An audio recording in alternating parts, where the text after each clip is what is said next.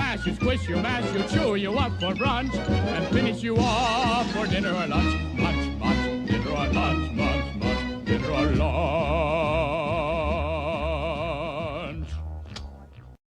Hola a todos, bienvenidos a Filosofía Clase B, yo soy Oscar. Me comentan acerca del ítem de que un personaje nunca debe terminar una escena o secuencia con el mismo estado de ánimo con que la empezó. Que a causa de esto quizás las películas de terror se vuelven tediosas, aburridas después de un rato. Porque tenemos un protagonista, un personaje cualquiera, que empieza alegre y termina asustado. Empieza triste y termina asustado. Empieza enojado y termina asustado. Hay siempre el mismo cambio de humor. Es una observación interesante, no lo había pensado esto. Quizá por esto que usted dice, el horror tiende a funcionar mejor en formatos cortos. En la literatura suele funcionar mejor el cuento de horror que no la novela. Hay algunas pocas excepciones, pero en general funciona mejor como cuento. Y en el cine suele funcionar mucho mejor como cortometraje que no como largometraje. Las películas de 80 90 minutos de terror, de más de 80 minutos quise decir, eh, con sus jump scares, sus caminatas interminables en pasillos oscuros, sus monstruos o fantasmas de CGI cutre de bajo presupuesto, no suelen ser obras maestras del séptimo arte. Funciona mucho mejor en el cortometraje de terror, funciona mucho mejor.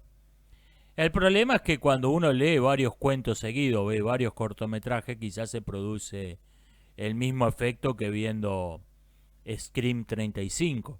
Ese es el asunto. Eh, Había un cuento que me gustó mucho cuando lo leí.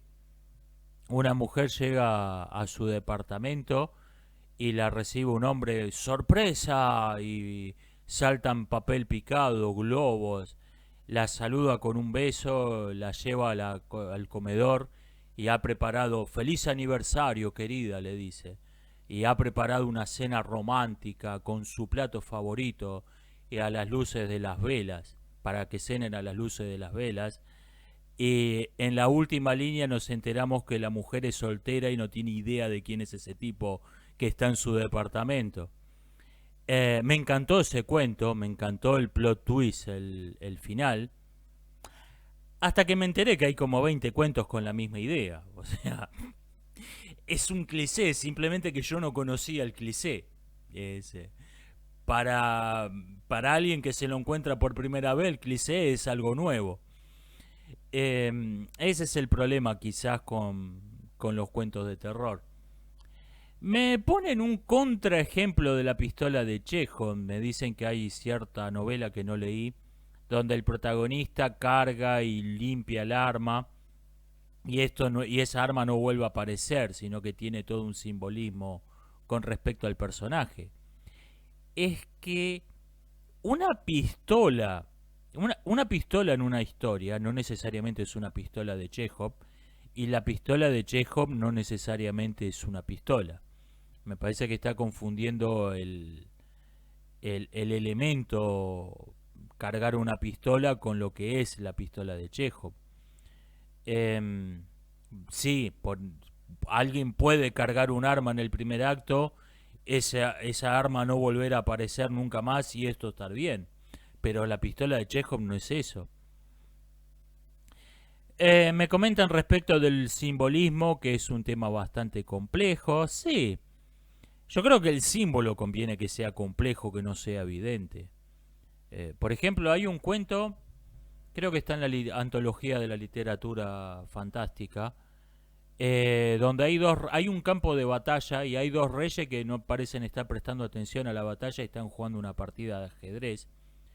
Y después nos enteramos, a medida que avanza el relato, que cuando un rey mueve una pieza de ajedrez se produce un cambio análogo en el campo de batalla, y cuando uno recibe jaque mate viene un mensajero y le dice ha sido derrotado en la batalla. O sea, los movimientos de las piezas se convertían mágicamente en lo que ocurría en el campo de batalla real. Es una idea ingeniosa. Ahora, uno lee, esa es una idea, no más que eso. Uno lee La cuestión de la dama en el Max Lange de Abelardo Castillo. Y ya nomás leer el título, uno ya, sin leer la primera línea del cuento. Con leer el título nomás, uno ya sospecha que la dama a la que se refiere ese título no es una pieza de ajedrez. Y en efecto. Y todo ese cuento está conducido por una especie de correspondencia mágica también, solamente que acá no hay ningún elemento sobrenatural. Está la novedad teórica 11G4 en el ataque Max Lange, que dicho sea de paso, yo la he jugado y no está nada mal. La he jugado en partidas de verdad, la novedad teórica de ese cuento, que la aprendí por ese cuento. No está nada mal. Y tenemos la situación en la que se está metiendo el protagonista, que es como el ajedrecista que juega una novedad teórica está haciendo algo que no hizo nunca antes. Ese es un simbolismo interesante. Ese es un simbolismo interesante. Me dicen que yo dije que aparecí suscripto a un canal de una estafa piramidal. Que dije, bueno, una nueva. Ahora YouTube ya no solo te desuscribe de los canales que le caen mal, sino que te suscribe sin preguntarte. Me dicen que puede ser Memology 101, que le hackearon el canal. Sí, después me enteré que era Memology 101.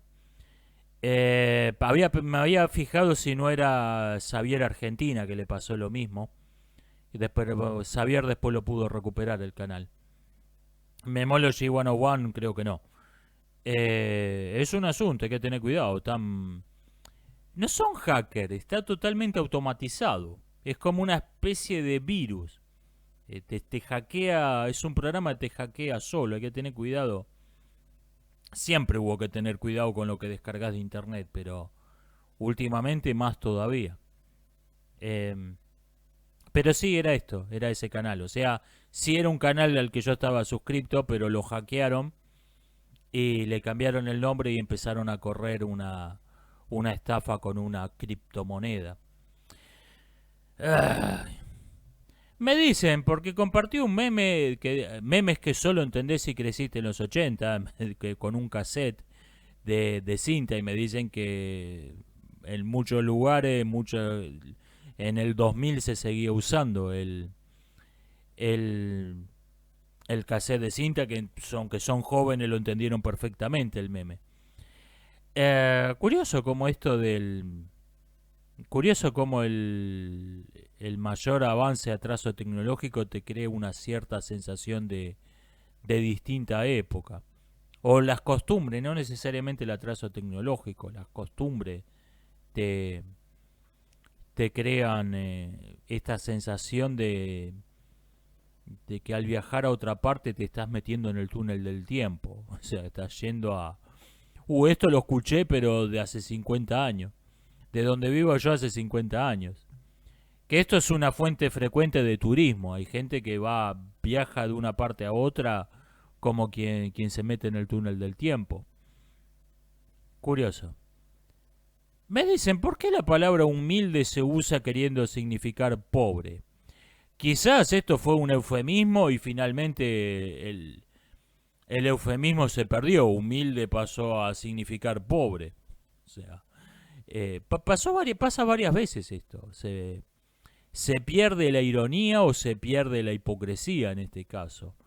La hipocresía del eufemismo se perdió y bueno, humilde pasó a significar pobre. Cuando estaba trabajando en desmalezamiento, un compañero de trabajo me dijo que ese sábado se iban a ir a un centro cultural. No era la clase de persona, mi compañero, que uno asocia con la expresión centro cultural. Entonces le dije, ¿a dónde van a ir? Centro cultural, me dijo, son unos barcitos donde venden marihuana y te la podés fumar ahí mismo porque la policía está arreglada. O sea, para ese muchacho que creció en la Argentina de los Kirchner, un centro cultural era eso. Ya no lo estaba diciendo con cinismo, con con sarcasmo. Para esa persona eso en un centro cultural. O sea, esto pasa, es bastante común. Deberías escribir una novela, me dicen. Estoy en eso, viene muy lento, pero estoy en eso. Y tengo un par de proyectos dando vuelta en la cabeza, pero estoy con una. Me dicen respecto de todos los ítems que comenté de apuntes de un escritor aficionado, me dicen que hay un exceso de teoría hoy en día, que se está olvidando lo principal, que es sentarte a escribir y divertirte. Sí, qué sé yo.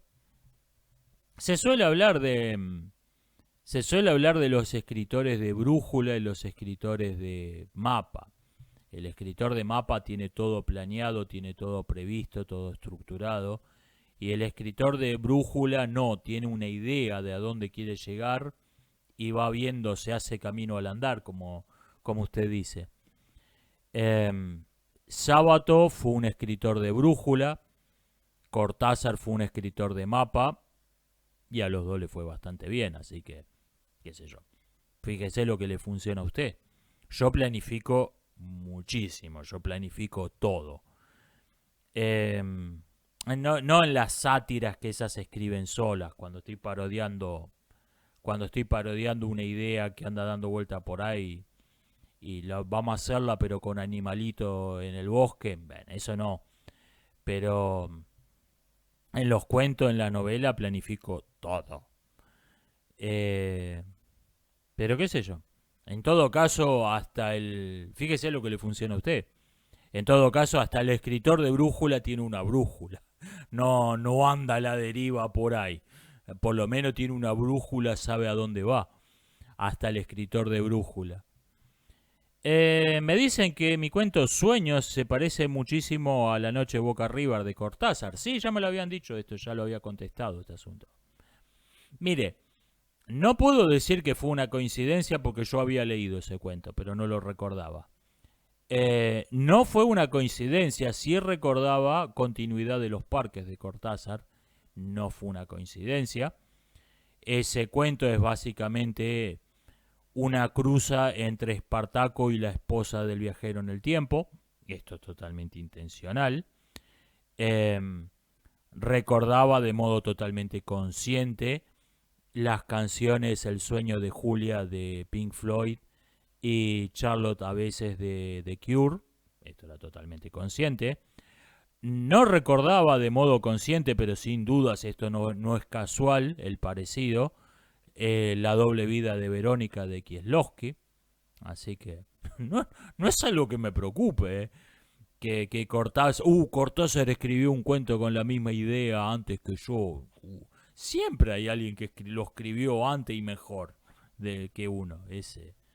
Es así, nacimos en el siglo XX, yo no nací en el siglo XXI, pero estamos en el siglo XXI. Siempre hay un escritor famoso que escribió un cuento con la misma idea antes y mejor que vos. No es algo que me preocupe esto. Me preguntan qué pienso de un comentario que dijo Jordan Peterson acerca del conflicto en Irán. En Irán, la extrema izquierda pro-China está tratando de derrocar, está haciendo estrategias de subversión para derrocar al régimen de extrema derecha musulmán. Decía el historiador Carlo Cipolla que hay 4 clases de personas: los inteligentes, los incautos o cándidos, los malvados y los estúpidos. El inteligente se beneficia a sí mismo y beneficia a otros. El cándido se perjudica a sí mismo y beneficia a otros. El malvado se beneficia a sí mismo perjudicando a otros. Y el estúpido se perjudica a sí mismo y perjudica a otros. Jordan Peterson, al apoyar en Irán a la misma gente que en Canadá le quitó su matrícula profesional y que cuando empiecen a mandar gente a los campos de trabajo forzados, Jordan Peterson va a ser el que los inaugure, va a ser el primero en los gulags de Canadá, se está comportando como un estúpido. Se está comportando como un estúpido. Cito a Cipolla, hay tantos premios Nobel estúpidos como en el resto de las personas. No es una cuestión de capacidad de pensar en abstracto, no es una cuestión de cultura. La estupidez. Cuando vos defendés a tus enemigos, estás siendo un estúpido. Y Jordan Peterson en este asunto se comportó como un estúpido. Me dicen que el templo de Satán abrió una clínica de abortos. ¿Qué pienso de esto? Nadie sigue una broma durante 20 años. Nadie. Nadie continúa un chiste durante 20 años. Si continúas un chiste durante 20 años es porque no es un chiste. Es porque son realmente lo que dicen ser. Si alguien continúa una broma durante 20 años porque no es una broma. Es realmente eso que dice ser. Alguien que tiene mucha gana de que me metan un strike me pregunta qué pienso de cierta perversión sexual. Le voy a responder porque total estamos con la cuenta en cero hace rato, así que le voy a decir qué pienso de este tema. La opinión mayoritaria hoy sobre este asunto es que se debe tolerar a las perversiones sexuales que no hacen daño a nadie. Se debe perseguir únicamente a las que implican hacer daño a otras personas. La posición oficial, aunque minoritaria, es que incluso las perversiones sexuales que implican hacer daño a otras personas son admirables y deben ser promocionadas. Aunque esto no es la opinión mayoritaria. Es la opinión de los que están en el poder, pero no la opinión mayoritaria. Estas opiniones, ambas, se basan en que lo único que se oponía durante toda la historia, lo único que se opuso a las perversiones sexuales fue una falsa moral fundada en una interpretación fanática de textos religiosos, que no había una verdadera razón. Esto es falso. Si ese hubiera sido el caso, la prohibición de la persecución a las perversiones sexuales y el rechazo virtualmente unánime que inspiraron en toda persona normal no hubiese sido algo constante que encontramos en todas las culturas a lo largo de toda la historia. Hubiese sido algo esporádico, extravagante,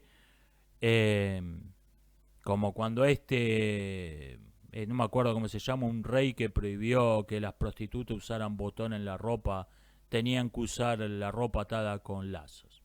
Hubiese sido una extravagancia de un rey loco. Che, ¿sabés que hubo un tipo que perseguía a las perversiones sexuales? Wow, que estaba piantado ese tipo.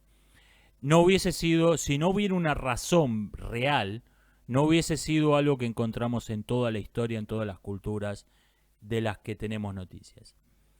La verdadera razón por la que hasta hace poco la totalidad de las personas prácticamente las rechazaba y las consideraba inmorales es que toda perversión es una mentira. La inmoralidad de la perversión sexual se sigue por lógica de la inmoralidad de la mentira. Y si en nuestros días las perversiones sexuales son aceptadas, no se debe a que nos volvimos más tolerantes, más libres, más inclusivos, más diversos. Se debe a que la condena moral a la mentira se ha perdido, se ha degradado. Por eso es que son aceptadas. Incluso las perversiones que todo el mundo creía inofensivas, que no hacían daño a nadie, han demostrado, gracias a su aceptación, han demostrado de modo inconfundible que no lo era. Repito esto, hasta las perversiones que todo el mundo consideraba que eran inofensivas, han demostrado de modo inconfundible que no lo eran. Me preguntan, ¿qué es un héroe? Me gusta la distinción que hace el crítico Doug Walker al respecto de esto, que distingue el héroe del sobreviviente. El sobreviviente es alguien que se encuentra en una situación de peligro que no eligió y que si pudiera elegir no estaría ahí, y tiene que hacer ciertas cuestiones, ciertas cosas para salir con vida. El héroe, en cambio, no está en una situación de peligro, o sea, el sobreviviente necesita correr un riesgo para salvar su vida. El héroe, en cambio, no estaba en una situación de peligro, se mete en una situación de peligro para ayudar a otros. Esta me parece que es una buena definición de lo que es un héroe. Me dicen que los jainistas, pues yo dije no sé de qué vivirían esos tipos, no querían comer ni plantas, eran vegetarianos hardcore. Me dicen que los jainistas comían frutas y los más radicales solamente frutas que hubieran caído ya del árbol. Ajá, por lo menos cuando los estaban viendo, me imagino los asados que se debían hacer estos tipos a escondidas, debían ser algo épico. Un ser humano no puede vivir más de 3 meses sin proteínas. Cualquier persona que diga que es vegetariana hace más de 3 meses está mintiendo. No, si está vivo, no lo es. Si está vivo, comió carne en los últimos 3 meses. Me preguntan qué pienso de un video filtrado por Proyecto Lord Voldemort, donde aparece el vicepresidente de cierta empresa diciendo que estaban pensando hacer algo extremadamente ilegal.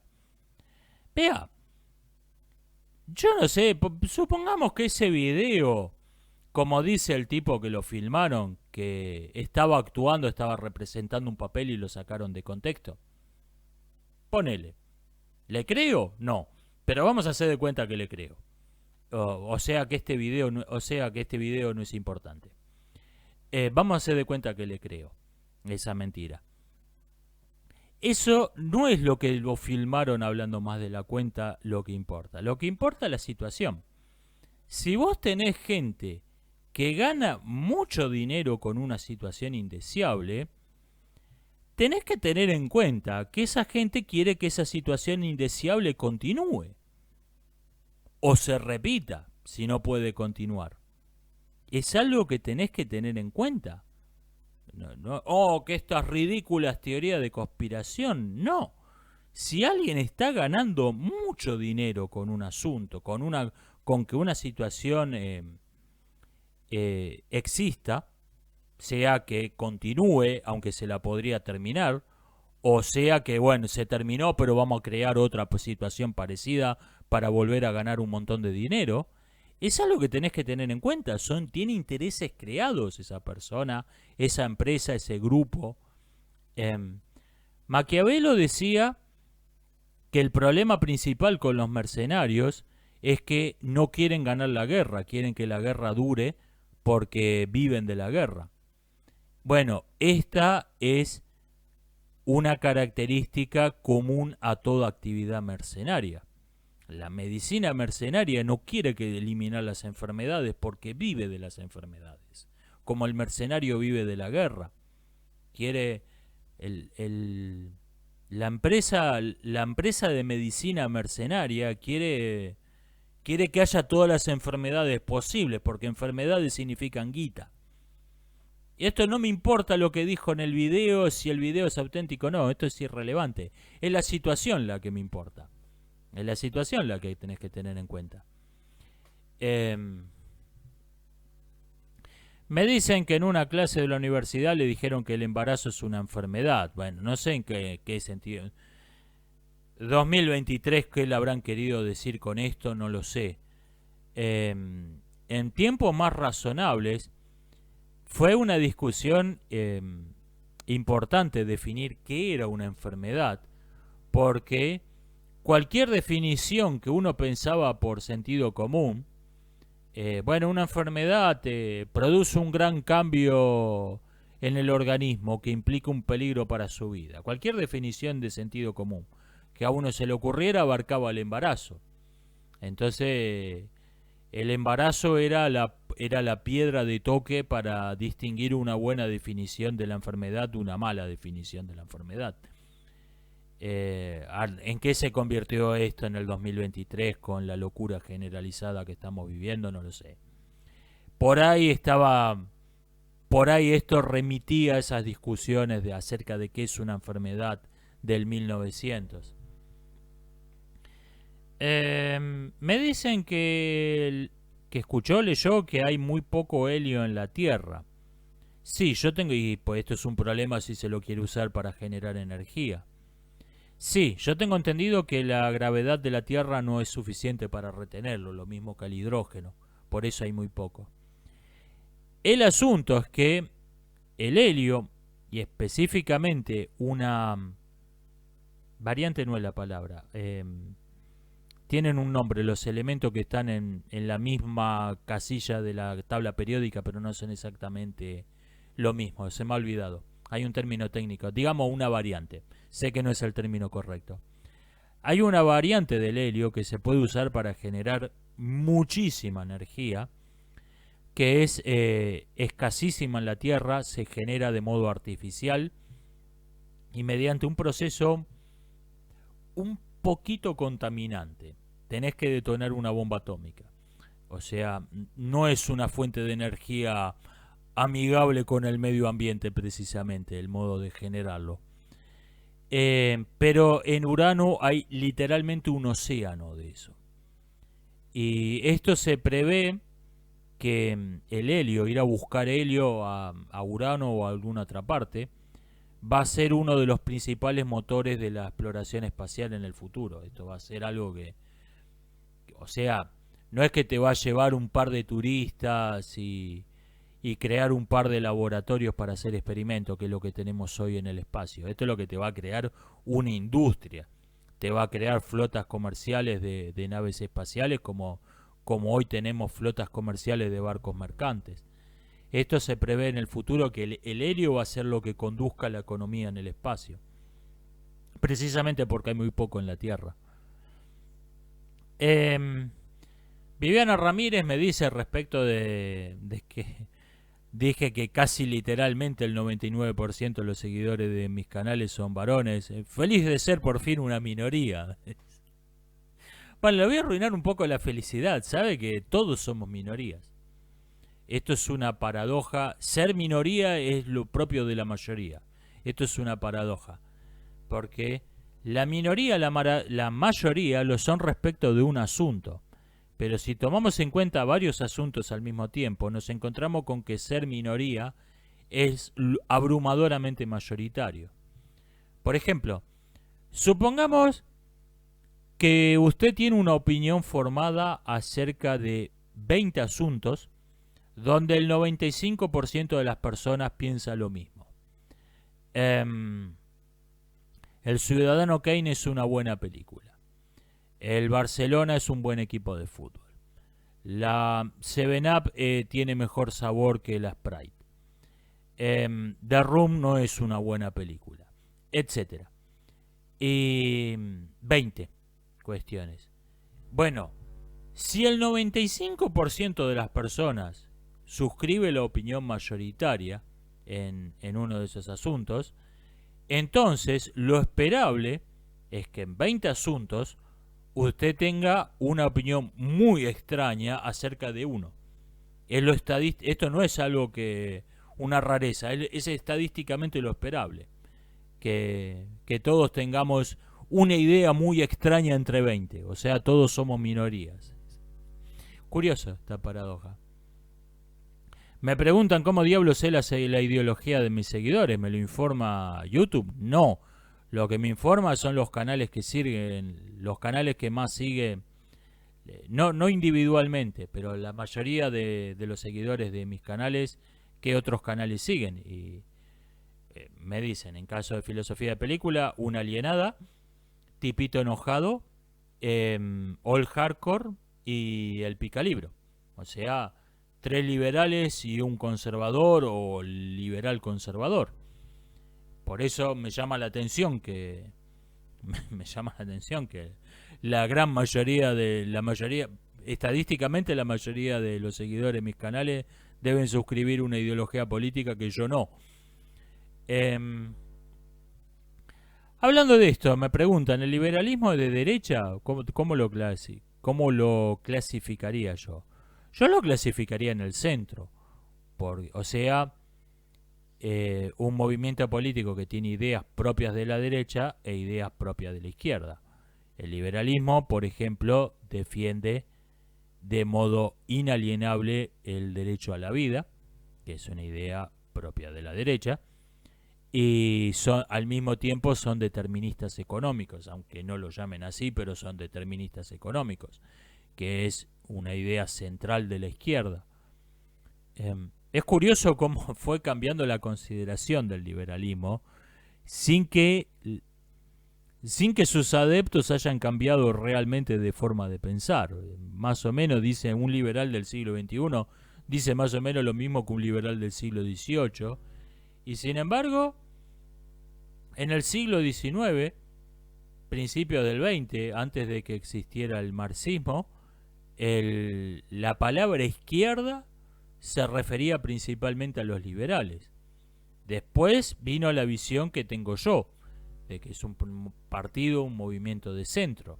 El partido político liberal más influyente en Argentina durante décadas fue la Unión de Centro Democrático, de centro democrático.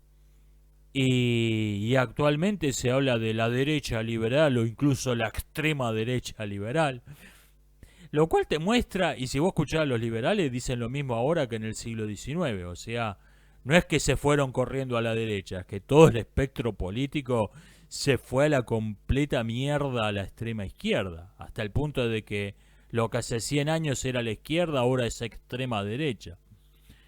Qué locura. Me dicen que cuando he hablado del Daily Wire se me nota un notorio desprecio por ese medio. Me parece que tiene razón al notar esto. No es algo personal con el Daily Wire. La derecha hegemónica de hoy me inspira un total desprecio. Empezando porque son los principales exponentes de las derechas de hoy son ex izquierdistas, son izquierdistas conversos. Y eso te muestra un grupo de personas que se consideran inferior y que se consideran inferiores y se consideran que son los malos de la película. Consideran que el otro bando, el bando que abandonaron, es el correcto, es el que representa el bien. Esto yo ya lo vi en el ambiente, no solo en la religión, no solo en la política, quise decir, yo lo vi esto en el ambiente de la religión con el ateísmo, donde todos los autores ateos hegemónicos son ex fundamentalistas religiosos. Y esto lo veo en la derecha, en la política, en la derecha de hoy. Son todos los referentes de la derecha son ex izquierdistas conversos. Jordan Peterson, en Argentina Agustín Laje, son todos ex izquierdistas. Y sí, la verdad me inspira bastante desprecio la derecha de hoy. La derecha hegemónica de hoy me inspira un completo desprecio. ¿Quién es más despreciable? ¿Un asesino serial? ¿O alguien que considera que el asesino serial es una autoridad moral y está todo el tiempo muy preocupado de no vaya a ofender al asesino serial, no vaya a decir algo que lo ofenda? ¿Quién merece más desprecio? El asesino serial por lo menos sabe que es malvado.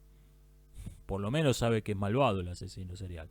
No sé si no lo desprecio más al que considera que el asesino serial es una autoridad moral. Y otra cosa que veo en la política de hoy, que el 99% de lo que se llama oposición es oficialismo. El 99% de lo que se llama oposición hoy en día, casi no hay verdadera oposición en el mundo occidental de hoy. Supongamos que un país está gobernado por el partido astrológico. Es un partido que se funda en la premisa de que la astrología es verdadera. Y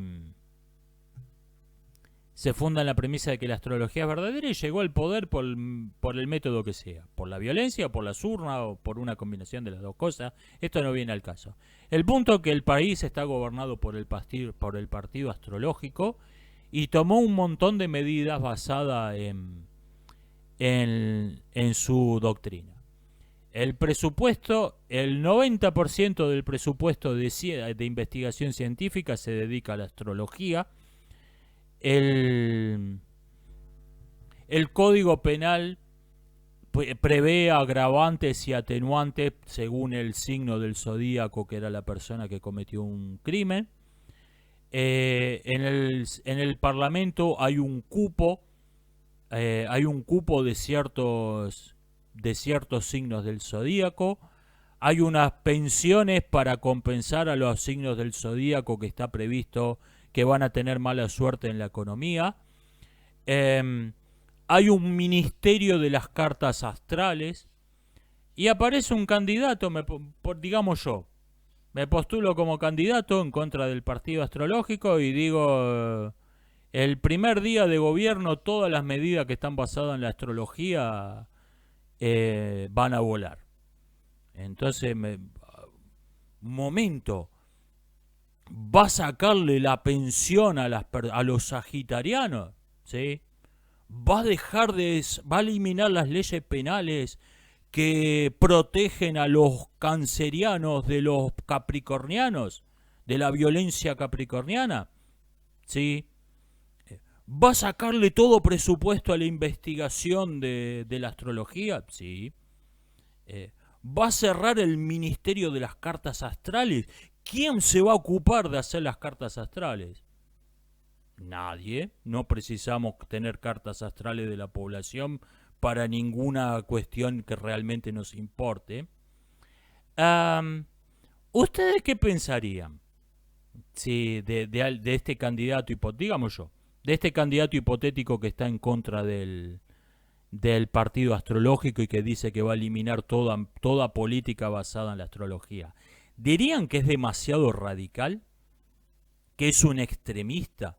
¿Que es un odiador o un peligroso, una persona peligrosa de ideas extremas radicalizadas? ¿O dirían que no creer en la astrología es la condición mínima e indispensable para considerarte que sos opositor, que no sos parte del partido astrológico? ¿Qué pensarían? Porque la oposición que tenemos hoy en la sociedad, en el mundo real que vivimos, Marx es el partido astrológico, Marx es la astrología. Y el 99% de lo que se llama oposición está aceptando de base los postulados marxistas. Después te critican alguna boludez. Te dicen, no, pagarle una pensión a los capricornianos no es tan importante como pagarle una pensión a los sagitarianos. Te critican boludeces. No te cuestionan los postulados de fondo. Ese es el 99% de lo que hoy se llama oposición, que es oficialismo. El 99% de lo que hoy se llama oposición es oficialismo. No cumple la condición mínima indispensable para considerar los opositores, que es rechazar el discurso oficial. Si no rechazas el discurso oficial, sos un oficialista. Punto. Me dicen, ¿violar una ley moral lo convierte a alguien en un criminal? Sí, técnicamente sí. Por eso hay que distinguir la ley y la moral como dos cosas esencialmente distintas. No verlos como una cuestión de grado como la veía Durkheim.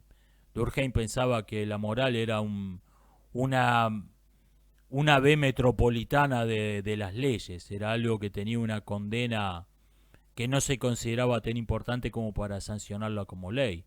Esto me parece un completo error. O sea, veía que la diferencia era de grado.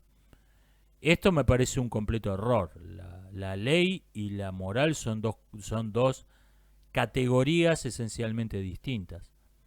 Sí, existe el criminal moral. Antígona, por ejemplo. Antígona es una criminal moral. Es alguien que viola una ley por ética. No contra la ética. Viola una ley por ética. Es lo que debía hacer, lo correcto. Me dicen, creo que va a producirse una síntesis Occidente-Oriente en el futuro. No, Oriente ya no existe. Las civilizaciones de Asia de hoy son extensiones de lo que fue la civilización occidental, con un sabor local, con condimentos locales. Es como McDonald's te hace la misma hamburguesa en todo el mundo con una salsa distinta en cada país. Es eso. El Oriente de hoy es eso, es Occidente con salsa local. Lo que ocurre es que después de la Gran Guerra Asiática, que va a ocurrir probablemente de modo inevitable entre China y una alianza de potencias asiáticas para frenar la expansión china, gane quien gane, Occidente va a dejar de ser quien dicte la política del mundo, como lo ha sido durante 400, 500 años. Durante 400, 500 años el mundo occidental dictó la política del mundo, de todo el mundo. Ese rol lo va a asumir Asia en el resto del siglo XXI. La política del mundo va a estar dictada en Asia, sea China, sean los enemigos de China, depende de quién gane la guerra. El que gane la Gran Guerra Asiática va a ser la próxima potencia hegemónica del mundo. Y otra cosa que veo es que el problema con estas apéndices de la civilización occidental es que vienen atrasados de noticias. Los fenómenos culturales, los fenómenos políticos, los fenómenos sociales que se produjeron en Europa en los 2 siglos que siguieron al Renacimiento, se produjeron en América en el siglo XIX y en el resto y en algunas partes todavía no llegaron, o sea, vienen atrasados de noticias. Lo que hoy vemos, por ahí vemos el Mundial de Qatar y vemos, wow, lo que es esto. O un país como Singapur, donde todo está maravillosamente bien hecho, bien organizado, limpio, no hay crimen, la economía funciona. Y esto a las personas de la civilización occidental decadente nos fascina. ¡Wow! Miren lo que es esto. Y sin embargo, esos tipos no tienen futuro. Porque esas maravillas urbanas de Qatar, de Singapur, están basadas en una sociedad que se funda en una religión en la que en 50 años no va a creer nadie. En 50 años nadie va a creer en la religión, que es lo que llevó a esa civilización, a esas sociedades a estar donde están. O sea, esos tipos no es que no tuvieron la crisis de Occidente, no es que no la vayan a tener, no es que la hayan superado, simplemente todavía no llegaron. Simplemente todavía no llegaron. En 50 años Singapur va a tener las estadísticas criminales de consumo de drogas y otras adicciones y todas las delicias de la decadencia que estamos teniendo en Occidente hoy. Simplemente están atrasados de noticias esos tipos. Son lo que fue el reino de los... Singapur, Qatar, son lo que fue el reino de los vándalos al Imperio Romano. Simplemente, simplemente llegaron tarde, pero se produjeron todos los mismos fenómenos. Todos los mismos fenómenos de la decadencia se produjeron ahí también. O sea, no son una solución a nuestros problemas. No son un modelo que, wow, un modelo a imitar. Porque esos tipos simplemente no llegaron a los problemas que tenemos nosotros. Me preguntan, ¿qué es el fundamentalismo? A mí me gusta una definición que le escuché a un fundamentalista ateo. Y es que el fundamentalista es alguien, se distingue del creyente, el fundamentalista, en que considera que quienes no comparten su creencia son un peligro para su creencia y para la supervivencia de las personas, son una amenaza contra la vida de las personas que suscriben la creencia, peligro que debe ser eliminado, y o que le infringen, decir no creo, no comparto tu creencia, le infringe una ofensa. Decir no creo en Dios, por ejemplo, le infringe una ofensa a Dios. Ese es el razonamiento del fundamentalista. La persona estaba pensando que lo que no se dio cuenta esta persona, que en esa definición no incluyó el creer en Dios como algo definitorio. No se dio cuenta que esa definición lo abarcaba a él de modo completo, lo abarcaba por completo. En esa definición no figura el creer en Dios. O sea, un fundamentalista ateo no es una contradicción en términos. Es algo que puede existir y existe. Me comentaron que en la América precolonial no existían los gentilicios. Esto me sonó muy extraño.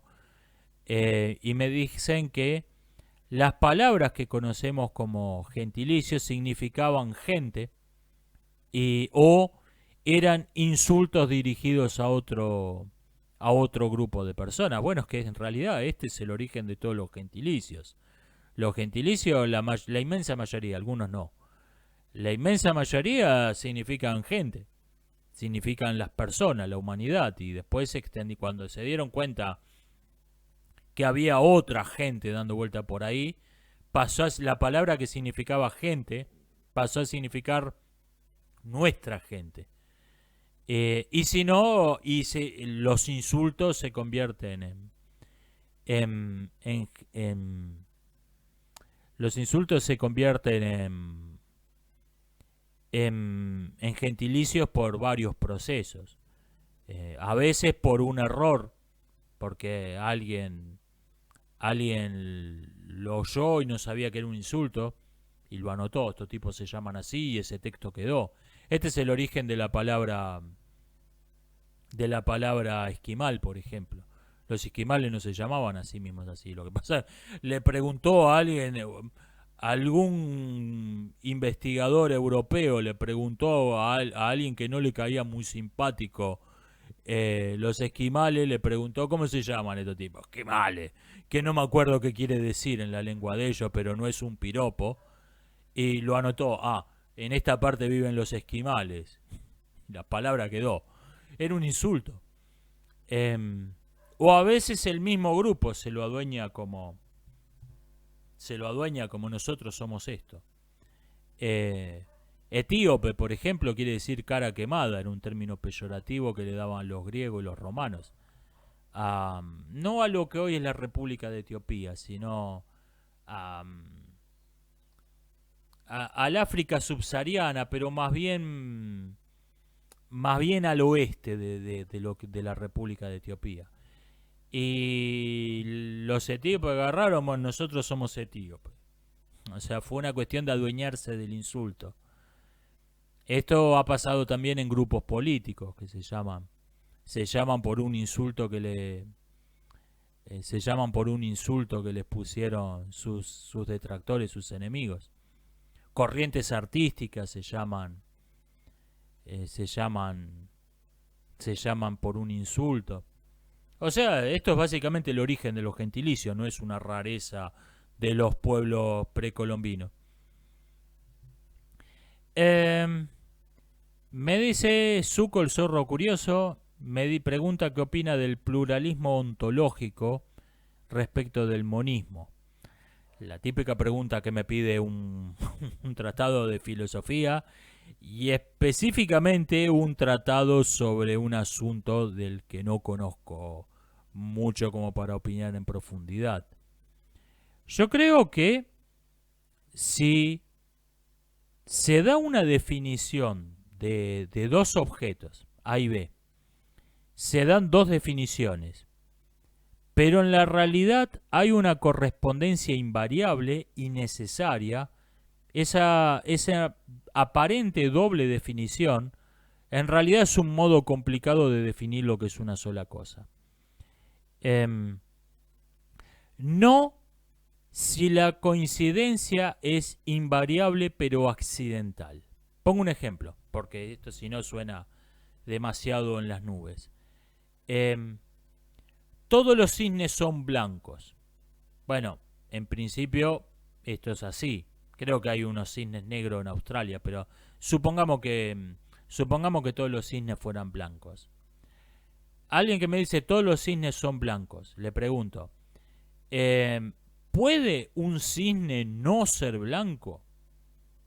Bueno, podría ser. ¿Por qué no? Nunca vimos ninguno, pero podría un cisne no ser blanco, sí. No es necesario. ¿Y puede algo que no es un cisne ser blanco? Sí, una hoja de papel blanco, una sábana blanca, una camiseta blanca, son blancos y no son cisnes. Por lo tanto, cisne no significa blanco. Ahora, alguien me da una definición de un menino, diciendo que es un animal que ronronea, maulla y se afila las uñas en tablas de madera. Ajá. Y un gato me dice que es un felino, es un mamífero de los felinos y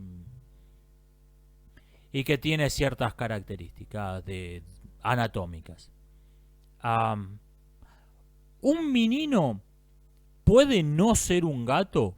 No. ¿Un gato puede no ser un menino? No. Bueno, entonces menino significa gato. Por más que me diste dos definiciones distintas, supuestamente de dos objetos distintos, si todo menino es un gato y todo gato es un menino, entonces menino significa gato. Son sinónimos esas palabras. Y esto es lo que suele ser negado en muchas discusiones religiosas, políticas y otros asuntos donde se razona con mucha más pasión que buenos argumentos. Suele ser negado. Por ejemplo, alguien te dice algún grupo demográfico cualquiera tiene cierta propiedad. Todos los escoceses son alcohólicos. Ajá. ¿Puede alguien que no sea un escocés ser alcohólico? No. ¿Puede alguien que no sea alcohólico ser un escocés? No. Bueno, entonces esa persona está en el diccionario personal, en el vocabulario propio de esa persona, alcohólico significa escocés. Lo que pasa que en el sentido convencional de las palabras, que no es como las está usando, estos términos no son sinónimos, pero en el vocabulario propio de esa persona esos términos son sinónimos, son como gato y menino. Esto es lo que pienso de este asunto, que es bastante complejo. Me dicen, cuando alguien muere deja su leyenda. Los mausoleos son para los que no tuvieron otra virtud en vida que tener dinero. Sí, la verdad es que, salvo que se lo hayan hecho otros el mausoleo, salvo que se lo hayan hecho otros porque alguien que tenía dinero le hizo un mausoleo, le hizo una tumba imponente a alguien que admiraba. Pero la verdad que alguien que se hizo su propia tumba, suele ser más impresionante la tumba que la persona que está enterrada en ella. Y por último, me dicen acerca de las enfermedades genéticas o hereditarias, me dicen que el síndrome de Down es una enfermedad genética. No, sí y no. No en el sentido en que le da este término la pseudociencia de la medicina genética. El síndrome de Down es una enfermedad en los genes, es una enfermedad de los genes.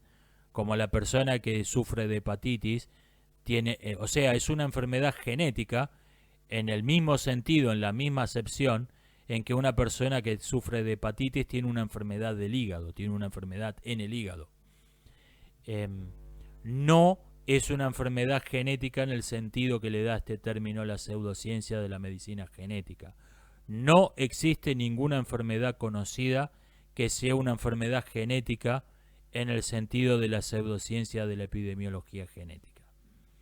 También me han dicho que sobre las enfermedades hereditarias, que hay casos donde una madre le contagia un virus a su hijo a través del cordón umbilical, que esto es una enfermedad hereditaria. Eso es un caso particular de contagio por vía sanguínea. No son enfermedades hereditarias en la misma acepción, en el mismo sentido en que la pseudociencia de la medicina genética dice que existen enfermedades hereditarias. O sea, simplemente están jugando con las palabras. Esto es una falacia del equívoco de manual. Es una falacia del equívoco de libro. Decir que el síndrome de Down es una enfermedad genética, por lo tanto sí existen enfermedades genéticas. Esto es una falacia del equívoco. Esto ha sido todo por hoy. Nos estamos viendo. Hasta la próxima. Muodissa, vaikka syntyperäisin olenkin mies. Ja sieltä on niin kuin 9 vuotta aikaa, eli siihen 9 vuoteen sisältyy aika paljon. Eli kun lähdetään ihan nollasta, niin ihan jo sitä, että pysyy pystyssä 2 jalalla, pysyy pystyssä 1 jalalla ja sen jälkeen rupeaa niin kuin uskaltamaan tehdä jotakin siellä jäällä. Ja sitten alkaa pikkuhiljaa kisaamaan ja esiintymään näytöksissä. Ja on ollut, mutta tietysti korona tuli vähän sitten väliin, että se sitten sotki kuviota. Mutta eteenpäin mennään.